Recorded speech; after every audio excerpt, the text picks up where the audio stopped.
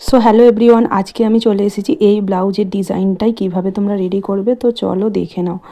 তো এর কাটিংটা কিন্তু আমি এর আগে তোমাদের দেখিয়ে দিয়েছি, আমার পেজে আপলোড করা আছে, তোমরা দেখে নিতে পারো। তো চলো আমি এবার আসল ফেব্রিকটা বসিয়ে নেবো, নিয়ে তার উপরে লাইনিংটা দেখো বসিয়ে নিচ্ছি। তো ভালোভাবে এবার কিন্তু আমি পিন করে নেবো। তো তোমরা ভালোভাবে পিন করে নেবে। তো পিন করা হয়ে গেছে। তো দেখো এবার আমি যেভাবে আমার কাটিং করা আছে সেমভাবে তোমরা কিন্তু সেলাইটা করে নেব। অবশ্যই হালকা হাতে করবে, কোনো তাড়াহুড়ো করবে না। দেখো আমি একদম হালকা হাতে করে নিচ্ছি। আর এবার আমি এক্সট্রা কাপড়টা কেটে দেবো। তো দেখো এবার কাট করে নিচ্ছি। এক্সট্রা কাপড়টা কাটা হয়ে গেলে ভালো করে ছোট ছোট করে তোমরা কাট করে নেবে। আর অবশ্যই মাথায় রাখবে কোণগুলো যেন ছোট ছোট একটুখানি করে তোমরা কেটে দেবে, যাতে উল্টালে খুব সুন্দরভাবে পড়ে যায়। তো দেখো আমি এবার উল্টে নিলাম। তো আমার উল্টানো হয়ে গেল। এবার আমি আবারও পিন করে নিয়েছি চারপাশটা ভালোভাবে সেলাইটা পরার জন্য।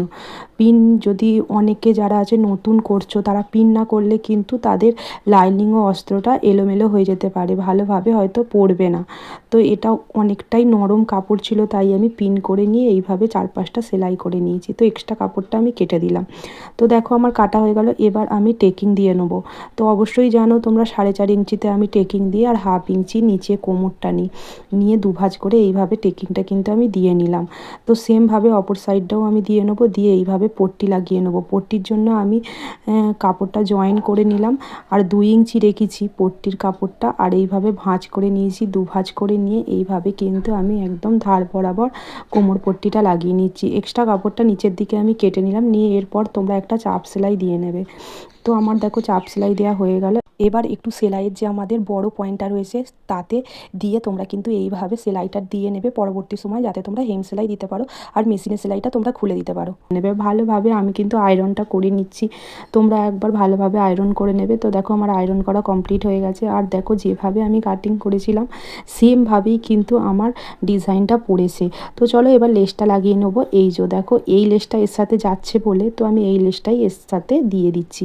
তোমরা একদম ধার বরাবর দিয়ে দেবে। আর অবশ্যই যেখানগুলো ঘাঁচ কাটা রয়েছে সেইগুলো হালকা করে খালি লেসটা একটু ভাঁজ দিয়ে দেবে, দিলেই দেখবে খুব সুন্দরভাবে ডিজাইনটাও পড়ে যাবে, আর লেসটাও খুব সুন্দরভাবে বসে যাবে।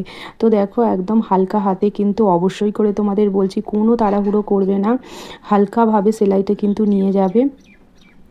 তো এইটা আমার এডিটিং করা আছে, তো তাই আমার অনেকটাই স্পিডে দেয়া আছে। তো দেখো এবার প্রায় আমার লেসটা লাগানো প্রায় কমপ্লিট হয়েই এসেছে। তো বন্ধুরা আমার ভিডিও তোমাদের কীরকম লাগে জানাতে ভুলো না। ভালো লাগলে অবশ্যই করে লাইক কমেন্ট শেয়ার করে আমার পাশে থাকবে, আর নতুন বন্ধুদের কাছে একটু ভিডিওটা শেয়ার করে দেবে। তো দেখো আমি ডবল করে আবারও একটা সেলাই দিয়ে নিলাম। তো দেখো আমার কিন্তু কমপ্লিট হয়ে গেছে আজকের এই ব্লাউজ ডিজাইনটা। তোমাদের কীরকম লাগলো জানাতে ভুলো না। চাইলে তোমরা তোমাদের টাইম লাইনে শেয়ার দিয়ে রাখতে পারো, আর পরবর্তী সময় দেখতে পারো। তো চলো টাটা, সবাই ভালো থাকবে, সুস্থ থাকবে, নতুন বন্ধুদের পাশে থাকবে। চলো টাটা।